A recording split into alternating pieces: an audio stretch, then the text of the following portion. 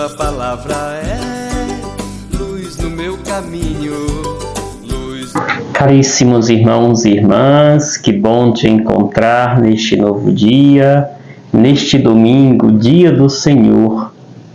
Hoje a igreja celebra a festa da transfiguração do Senhor. Jesus que apresenta aos seus discípulos, antecipa aos seus discípulos o grande acontecimento da sua vida que se dará em seguida, que é o acontecimento da ressurreição. Comecemos este dia na presença do Altíssimo Deus, aquele que nos ama, aquele que nos fez chegar até este dia, até este momento. Uma semana se passou, mais uma estamos começando. É preciso que tenhamos atitude de agradecimento e louvor a Deus. Deus não tem obrigação de nos manter neste mundo. Deus faz isto porque nos ama integralmente. Por isso, seja grato. Respire a presença de Deus e deixe a tua respiração te levar ao encontro do divino que te habita.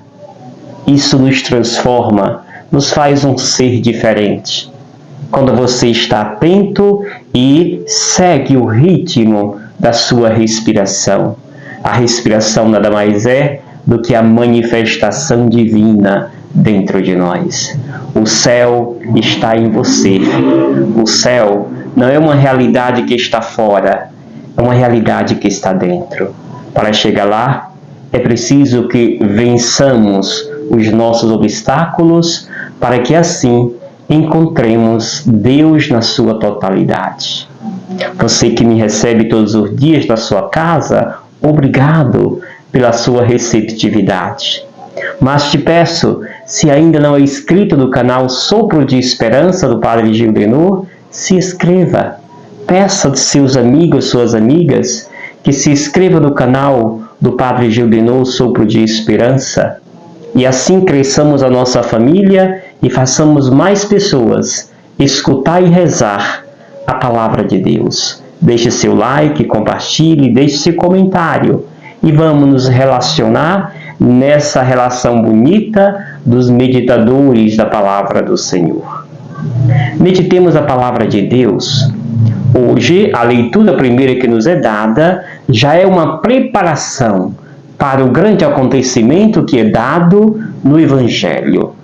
O profeta Daniel, no capítulo 7, versículos 9 ao 10 e 13 ao 14, nos mostra aquela constituição dos anciãos, ou aquilo que se colocava ali sobre aqueles tronos, que representava os reinos daquela época no Antigo Testamento. E aqui salta aos olhos a imagem de um ancião de muita idade, que toma aquele lugar, aquele assento, e este assento tem todo um simbolismo para manifestar o poder, para manifestar a majestade, a divindade daquele que há de vir. Até então, o mal era vencido pela força do mal.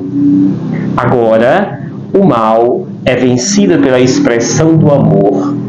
O amor que não é algo que começa, mas o amor é algo que existe desde sempre. O mal, sim, tem início. O amor não. O amor sempre esteve presente, por isso ele está ali para vencer o mal. E assim mostra este que entre as nuvens do céu vinha um como filho do homem, que aproxima do ancião de muitos dias e é conduzido à sua presença. E a este que é como filho do homem, que é a primeira vez que aparece no Antigo Testamento esse termo, filho do homem, este é revestido de poder, glória e realeza. Caríssimos irmãos e irmãs, se atribui esse filho do homem a Jesus Cristo que virá. Daniel, portanto, já tem uma visão além do tempo e já anuncia o precursor Jesus Cristo. Depois, o texto do Evangelho que hoje nós meditamos é o Evangelho de Mateus, capítulo 17, versículos de 1 ao 9. Naquele tempo, Jesus tomou consigo Pedro, Tiago e João, seu irmão, e os levou a um lugar à parte, sobre uma alta montanha, e foi transfigurado diante deles. O seu rosto brilhou como o sol, e as suas roupas ficaram brancas como a luz.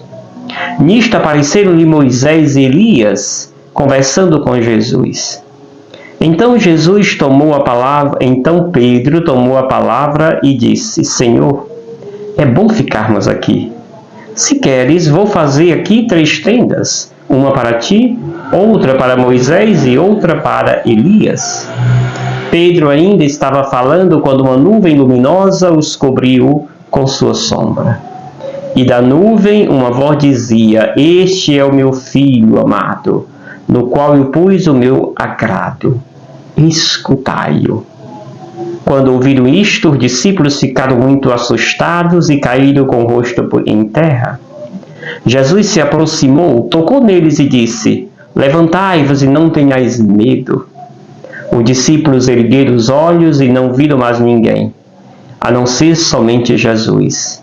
Quando desciam da montanha, Jesus ordenou-lhe: Não conteis a ninguém esta visão, até que o Filho do Homem tenha ressuscitado dos mortos.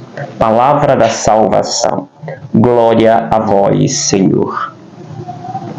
Caríssimos irmãos e irmãs, aqui nós podemos olhar dentre tanta riqueza que esse texto nos oferece, sem falar da questão teológica, do fundamento exegético.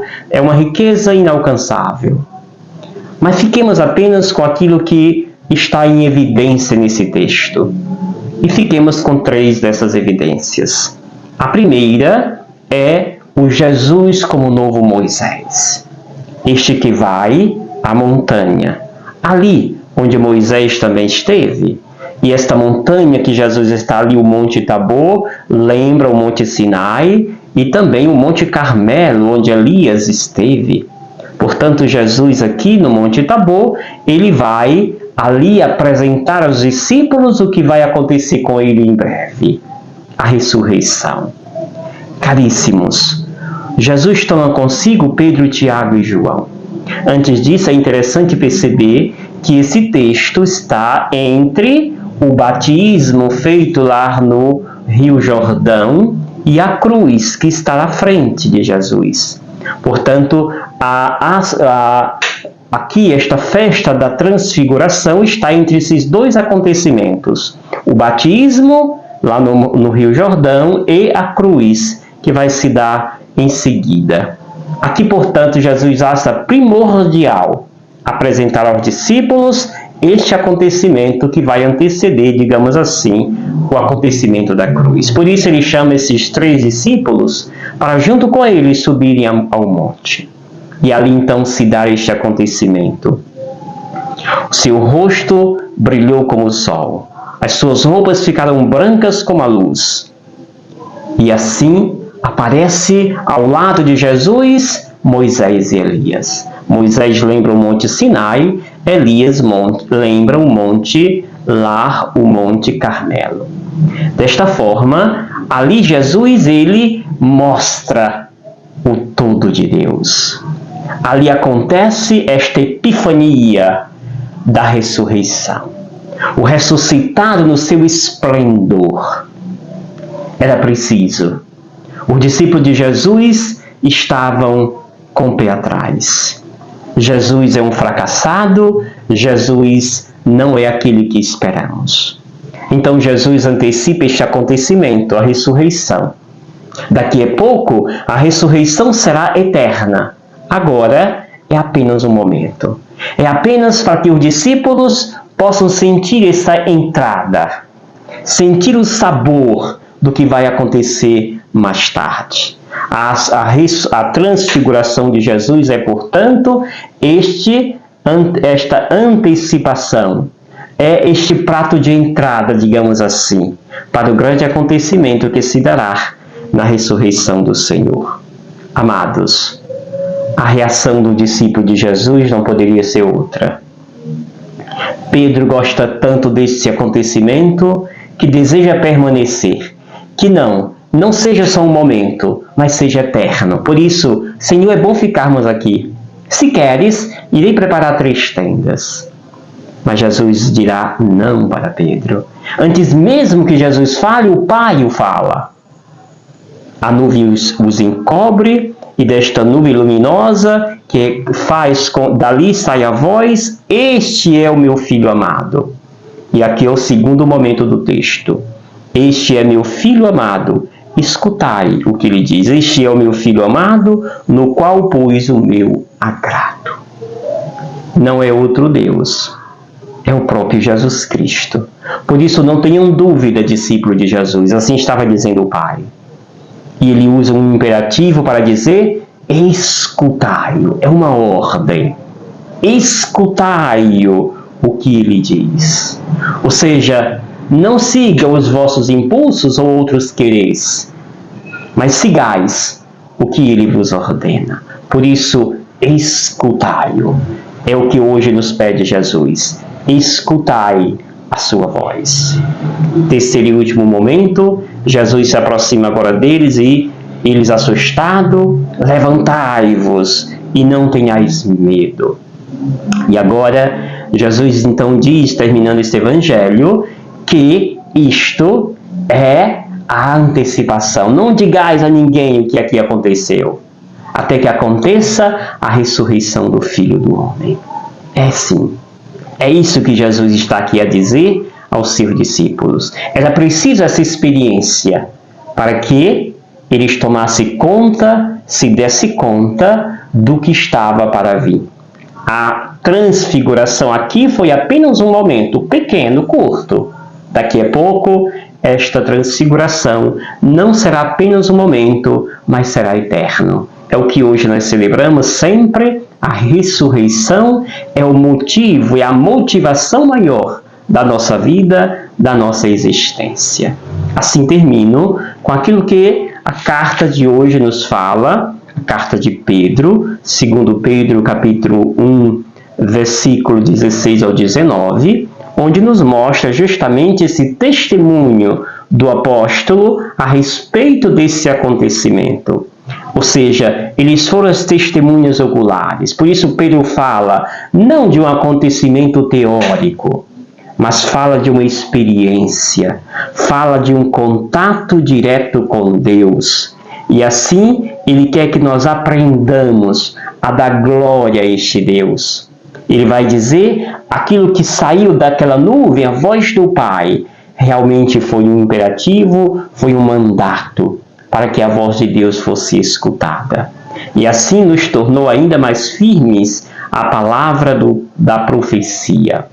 Pedro está aqui fazendo este convite a todos nós, para que, como ele, nós possamos fazer experiência de Jesus. E não ser um estudante de Jesus, mas sim alguém que faz experiência. Pedro fez experiência deste acontecimento, por isso a palavra que nasce dessa experiência, ela tem mais força, ela é mais eficaz, ela transforma, porque eu fiz experiência. Quando falamos de Deus por meio de experiência, ela é muito mais eficaz do que quando falamos apenas a partir de uma teoria, de um livro que nós lemos. Amados e amadas, façamos experiência, portanto, da transfiguração do Senhor.